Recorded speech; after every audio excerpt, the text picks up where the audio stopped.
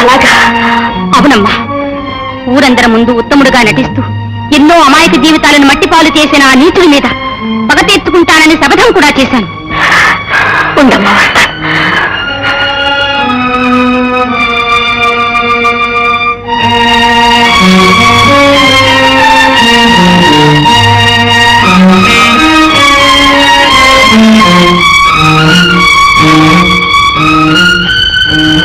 సుమతి, మీ కుటుంబాన్ని నాశనం చేసిన శశిభూషణ్ ఇందులో ఉన్నాడేమో చూడమ్మా. అవునమ్మా, ఈ పాపాత్ముడే. సుమతి, భాస్కర్, నువ్వెప్పుడు వచ్చావు? నా మాట సరే. నాన్నగారి ఫోటో చూసి ఈ సుమతి అందాన్ని మాట్లాడుతుందేమిటి? ఇతడే మీ నాన్న. భయపడకమ్మా, వారే భాస్కర్ తండ్రి. మీ కుటుంబాన్ని నాశనం చేసింది మాత్రం వారు కాదు, భాస్కర్ పినతండ్రి. పినతండ్రి? ఏమిటమ్మా వింతగా మాట్లాడుతున్నావు? అవును నాయన, నువ్వు సాధారణ కుటుంబంలో పుట్టలేదు, సంపన్న కుటుంబంలోనే పుట్టావు. మీ నాన్నగారిని ఊరంతా దైవంలాగా పూజించేవారు. అటువంటి వారికి నాగభూషణం అని తమ్ముడు ఉండేవారు. వాళ్ళిద్దరూ అచ్చుగుద్దినట్లు ఒకేలాగా ఉండేవారు. అంతేకాదు, గొంతుకులు కూడా తేడా లేదు. మీ చిన్న నాస్తిలో భాగం పంచుకుని వెళ్ళిపోయాడు.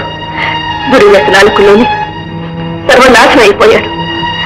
అయ్యో, తోడబుట్టిన తమ్ముడు పాడైపోయాడే అన్న జాలితో మీ నాన్నగారు మళ్ళీ అతన్ని తీసుకొచ్చి ఇంట్లో పెట్టుకున్నారు. ఇలాగుండగా ఒకనాడు వ్యాపార రీత్యా ఇద్దరూ కలిసి రంగూలు బయలుదేరారు.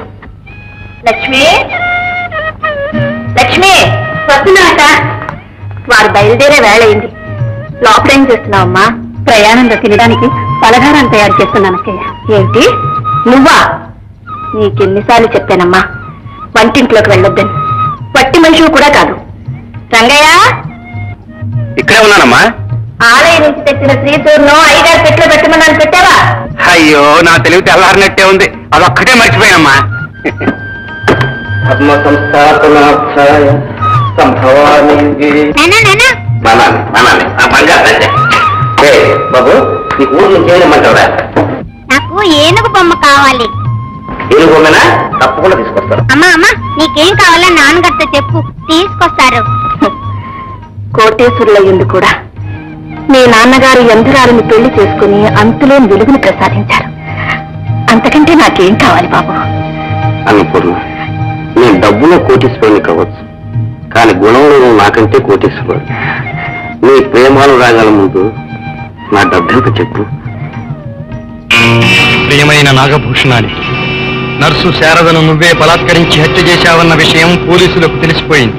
నీ కోసం వాళ్ళని చోట్ల గాలిస్తున్నారు. ఏ క్షణంలోనైనా వాళ్ళక్కడికి రావచ్చు. అక్కడి నుండి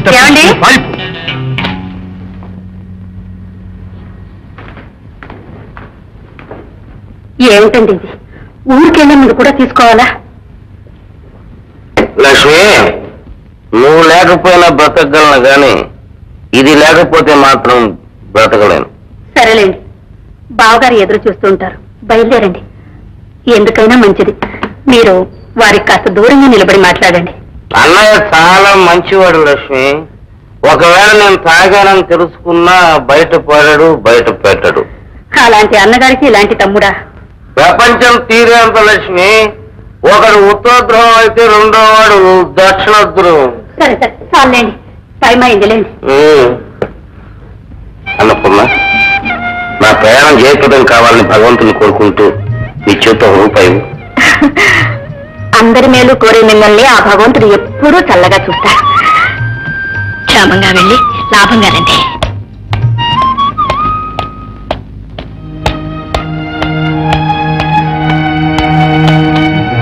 అదిగో మరిది గారు వస్తున్నారు.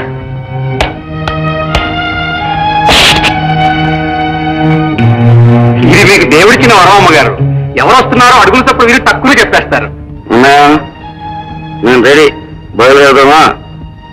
ఈ పాడు త్రావు నువ్వు ఇంకా మానలేదా? నీ మీద ఉంటున్నాయా? నువ్వు చెప్పినప్పటి నుంచి ఒక్క చుక్క కూడా ముట్టుకోవడం లేదు. చూడు తమ్ముడు, త్రాగుడు వల్ల ఆరోగ్యం చెడి ఒళ్ళు దెబ్బతింటుంది. కానీ తప్పుడు ప్రమాణాలు చేస్తే హృదయమే దెబ్బతింటుంది.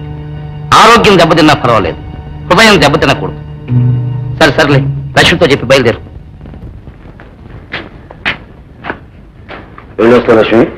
మీకు ఇష్టమని చేపలు ఎప్పుడు చేసి క్యారియర్లో పెట్టాను. మర్చిపోకుండా తినండి. అదేంటమ్మా, నేను నీచుకూర తినను కదా. మీకు కాదండి, వారికి.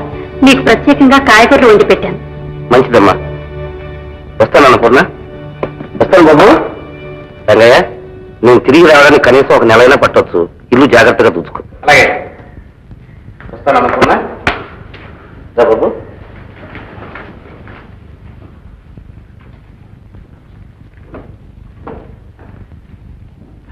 నెలలో తిరిగి వస్తామని చెప్పి వెళ్ళిన వాళ్ళు 2 నెలలైనా తిరిగి రాలేదు. కనీసం ఒక ఉత్తరమైనా రాయలేదు. వాళ్ళ రాక కోసం మీ పిన్ని నేను అనుక్షణం ఎదురు చూస్తూ ఉండేవాళ్ళం.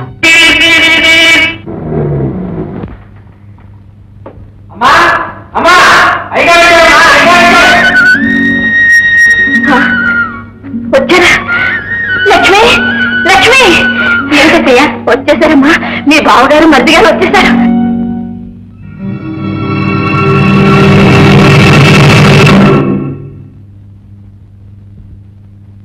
రండి రండి. అక్కడ ఇన్నాళ్ళు ఉండిపోయారే, వెళ్ళిన పని మనకి అనుకూలంగా జరిగిందా? ఏమండి మాట్లాడరే? బావగారు, మీ తమ్ముడు గారు ఏది? చెప్పటానికి నోరు రావటం లేదు లక్ష్మి. దేవుడు మనకు తీవ్ర అన్యాయం చేశాడు. మేము కొత్త ఎస్టేట్ లో ఉండగా అకస్మాత్తుగా తమ్ముడికి అమ్మవారు పోసి మనకు దక్కకుండా పోయాడు.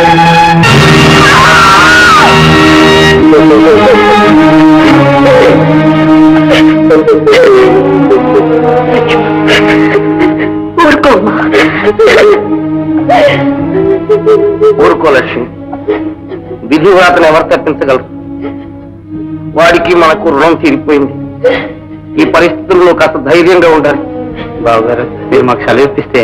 బావగారు, లక్ష్మిని పుట్టింటికి పంపించడం నాకు ఏమాత్రం ఇష్టం లేదు. కానీ సాంప్రదాయం ప్రకారం మీరు అడుగుతున్నారు కనుక తప్పదు. పుట్టింట్లోనైనా లక్ష్మికి మనశ్శాంతి దొరికితే నాకు అంతకంటే కావాల్సిందే ఉంది. లక్ష్మి, టైం అవుతుంది, బయలుదేరదాం రామ్మా.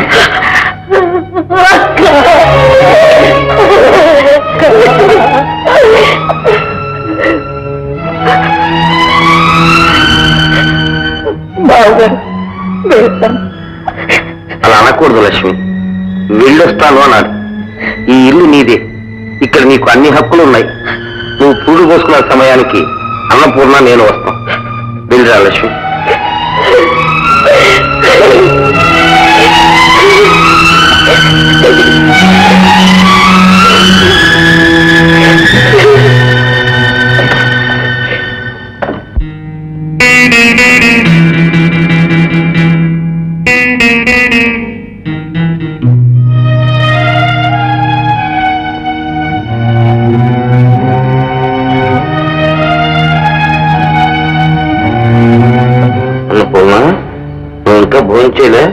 లేదండి, మీ తమ్ముడికి జరిగిన అన్యాయం తలుచుకుంటే నా గుండె తరుక్కుపోతుంది.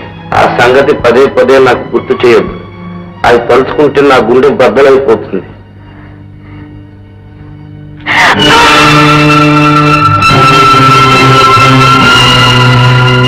ఏమిటండి ఇది?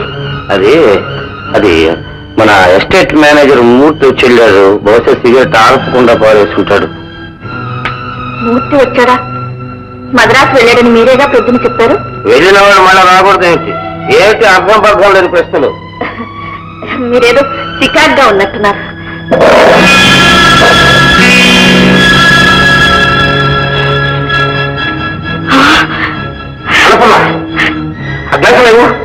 ఈ గ్లాస్ లో ఏముంది? ఏముందో చెప్పేదాకా నేనేమను. ఏమండి, భగవంతుడు నాకు చూపు ఇవ్వకపోయినా జ్ఞానం ఇచ్చాడు.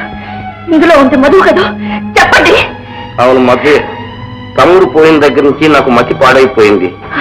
అందుకని తాగుతున్నాను.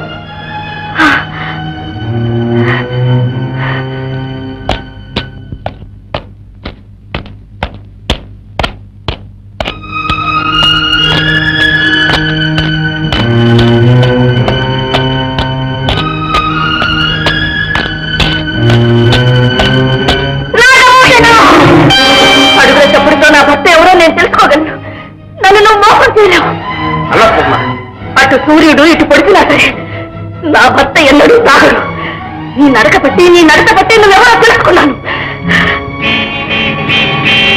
ఏం తెలుసుకున్నావు? నువ్వు నాగభూషణాన్ని చెప్పు, నిజం చెప్పు. నా భర్తలు ఏం చేశావు? మా సఫాయించడానికి నువ్వేదో పుట్టమన్నావు. చెప్పు, నిజం చెప్పు. వారిని చేశావు. అన్నప్పుడు ఏమిటో మాట? నీకేమన్నా మతిపోయిందా? నేను నీ భర్తను, శశిభూషణాన్ని. ఆగు, నన్ను తాకు. అడుగు ముందుకు వేసే ఆ జాగ్రత్త. చెప్పు, నా దేవుణ్ణి ఏం చేశావు? చెప్పు. లేదా లేదా ఇప్పుడే నిన్ను పోలీసులకు అప్పచెప్తాను. చెప్పు.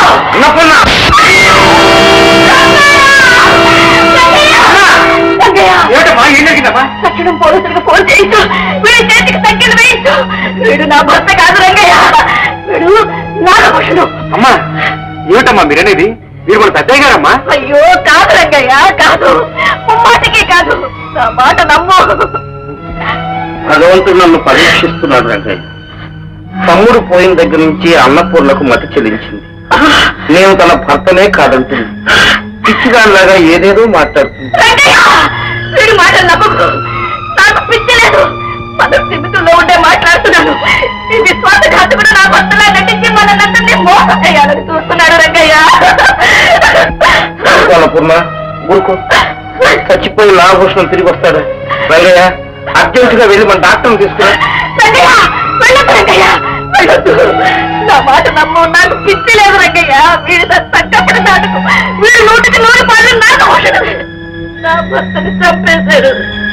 నా మాంగళ్యం బలి తీసుకున్నాడు రంగయ్య.